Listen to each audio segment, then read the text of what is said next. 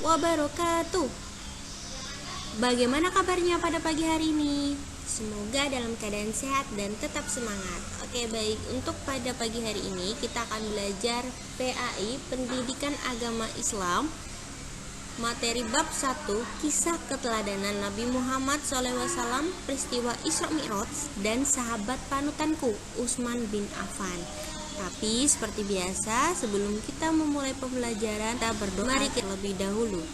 Berdoa dimulai.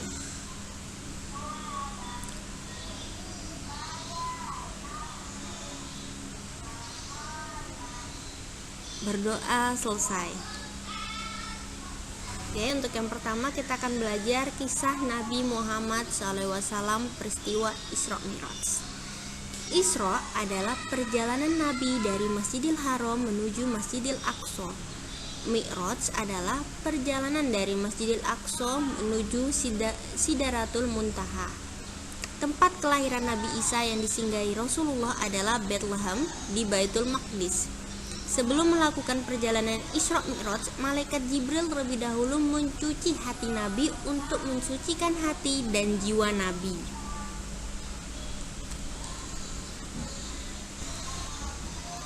Nah, di sini adalah salah satu peristiwa yang dapat diteladani Rasulullah SAW adalah percaya diri, mandiri, dan santun. Peristiwa Isra Mi'raj adalah merupakan penyampaian perintah untuk sholat. Sholat merupakan tiang agama. Artinya, siapa yang menegakkan sholat, bangunan Islam akan kuat. Namun sebaliknya, jika kaum muslim meninggalkan sholat, maka bangunan Islam akan runtuh.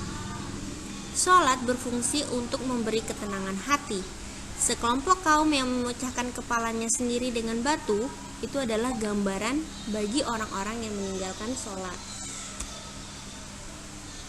Nah, selanjutnya kita mengingat kembali hadis Arba'in ke-12 yang telah kita pelajari. Mari kita bersama-sama membacakannya.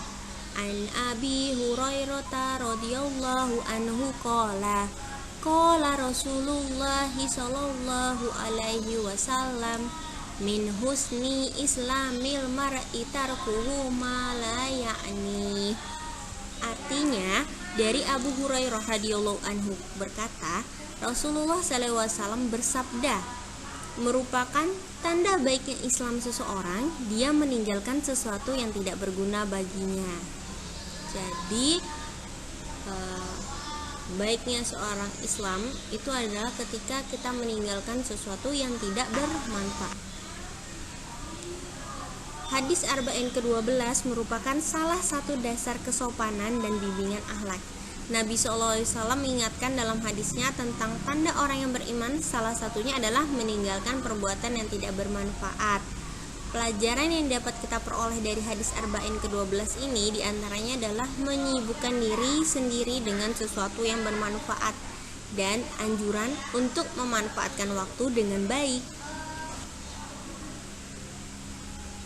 Nah, selanjutnya adalah kisah perjuangan Nabi Muhammad SAW di Mekah.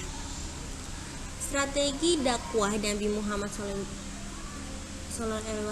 di Mekah dilakukan dengan dua strategi, yaitu berdakwah secara sembunyi-sembunyi dan berdakwah secara terang-terangan. Dakwah Rasulullah dilakukan secara sembunyi-sembunyi terjadi selama 3-4 tahun. Cara ini ditempuh Rasulullah karena pengikut Nabi jumlahnya saat itu masih sangat sedikit, diantaranya keluarga dan kerabat beliau. Dakwah Rasulullah dilakukan secara sembunyi-sembunyi terjadi selama 3-4 tahun. Cara ini ditempuh Rasulullah SAW karena pengikut Nabi jumlahnya masih sangat sedikit ya. Nah, orang-orang yang masuk Islam pada masa awal itu disebut as-sabiqunal awalun. Jadi merupakan orang yang pertama kali masuk Islam ya, disebut as-sabiqunal awalun. Dakwah Nabi secara terang-terangan dimulai setelah turunnya wahyu yang berisi perintah Allah Subhanahu wa taala yang terdapat pada surah Al-Hijr ayat 94. Di situ Rasulullah menyampaikan dakwahnya kepada para penduduk Mekah dan di luar kota Mekah. Nah, tantangannya apa ini ketika dilakukan dakwah secara terang-terangan? Yang pertama adalah ejekan, penghinaan, dan menertawakan ajaran Nabi Muhammad SAW. Nah, selanjutnya adalah kisah keteladanan Utsman bin Affan. Utsman bin Affan adalah sahabat Rasulullah, selalu menggunakan kekayaannya di jalan Allah. Beliau seorang pedagang yang kaya raya dan dermawan.